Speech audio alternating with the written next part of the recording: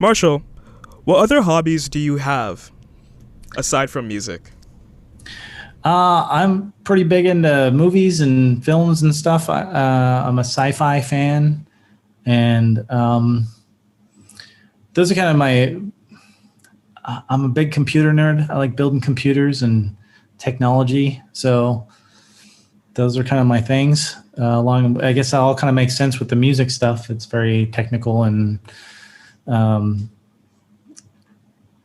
I would say like everything that I worked that I enjoy kind of coalesces with the music stuff because a lot of cool sci-fi films have some really great sound design that use synthesizers and music that was made with synthesizers and things like that. So yeah, those are kind of my main things though. Nice.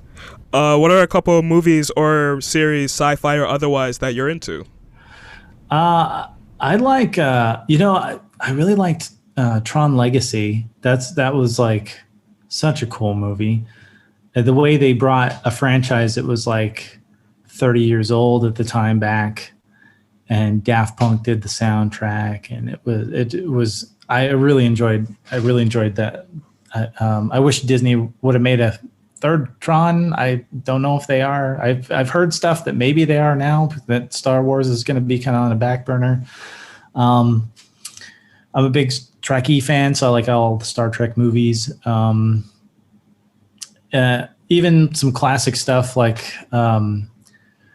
Casablanca, Rebel Without a Cause. Some of those from like way back in the day that are I think everybody should watch. Like Casablanca was amazing. They filmed that in 2 weeks, and Two you watch weeks, it. really? Yeah, and it's amazing. It's really good, and it's old, but it's really good.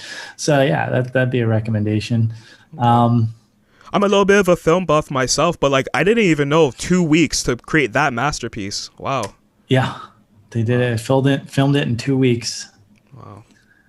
It makes you wonder why it takes so long to create the movies that we get now, and there aren't many that are very I'm not gonna say bad. Like I don't think there's any bad movie nowadays, even like bad television, because there's so much of it that's made towards a target audience or demographic. It'll hit. But like I want to watch something that's going to be a masterpiece. Like you said with Tron, when I watched Tron, that really turned me on to electronic music. Mm-hmm. And like for a lot of people, they say like John Carpenter, Halloween, and all those other Yeah. movies, like that's what turned them on in the 80s. For me, it was Tron. And then through Tron, I ended up getting into like synthwave. And from synthwave, it brought me to where I am today with music. So I love Yeah. to see that. I want to see more movies that have that same impact, like what we used to get back in the day and even all those decades ago.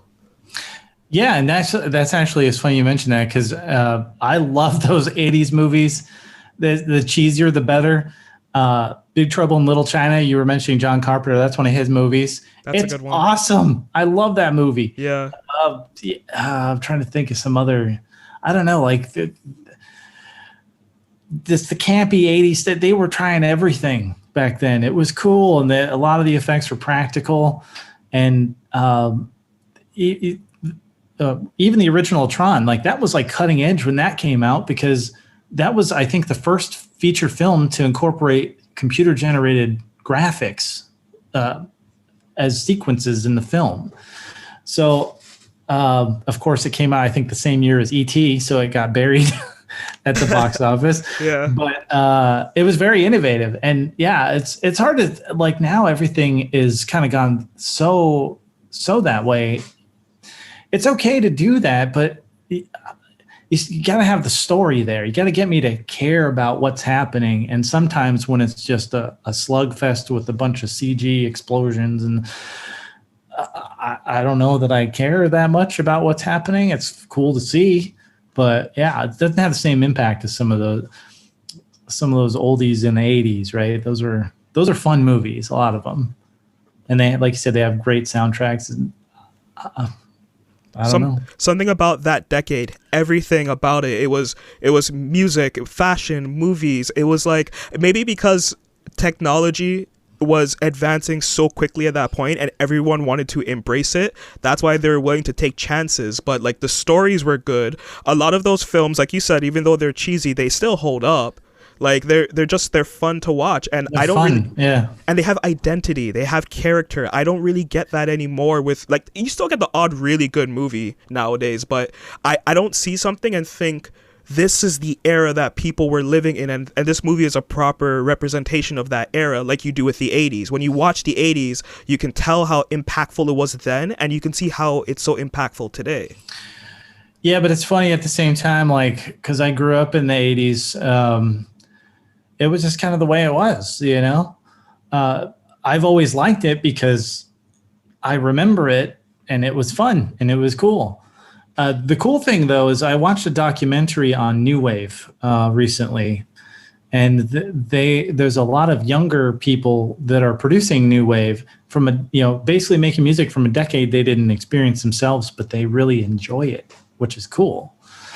And so definitely, like you said, something about the 80s and the way it's presented. It seems larger than life now because everything is, I don't know. It's like the 80s, I'd say the early 2000s, like things just kind of started getting less outrageous in a way. I mean, that's kind of when like reality TV started coming on, and like it's just a whole different tonal shift with entertainment, I think, at that point.